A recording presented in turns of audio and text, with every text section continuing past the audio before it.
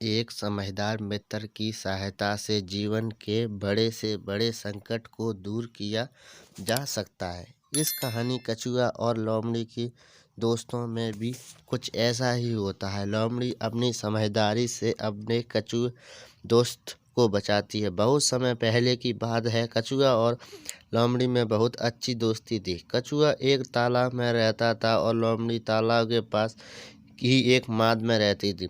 कछुआ और लोमड़ी ये दोनों अपनी खाली समय में एक दूसरे के पास जाकर बैठते और अपने सुख दुख बांटते। एक दिन लोमड़ी और कछुआ तालाब के किनारे बैठे हुए गपशप कर रहे थे। तभी वहां पर एक तेंदुआ आ गया।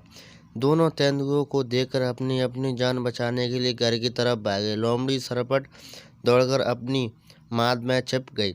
कछुआ अपनी चाल से तालाब की तरफ भाग रहा था, परंतु जब उसके तालाब तक पहुंचने से पहले ही तेंदुए ने उसे पकड़ लिया और उसे खोल पर प्रहार किया, परंतु कछुआ के खोल पर तेंदुए के हमले का कोई असर नहीं हुआ। पास में ही लोमड़ी अपनी माद में से सब देख रही थी।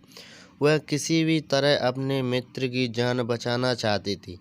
लोमड़ी की चालाक दिमाग में एक युक्ति सूझी। तेंदुआ से बोली, तेंदुआ भाई, इस कछुए का खोल बहुत मजबूत है, इस तरह नहीं टूटेगा। आप इसे तालाब के पानी में डाल दो, पानी में इसका खोल खुल जाएगा, तब आप इसे आराम से खा सकते हो।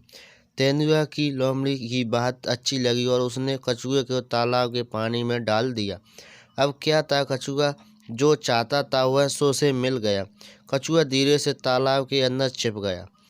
इस तरह लोमड़ी ने चालाकी से उसकी दोस्त की मदद की और उसकी जान बचा ली। एक समझदार मित्र की सहायता से जीवन के बड़े से बड़े संकट को भी दूर किया जा सकता है।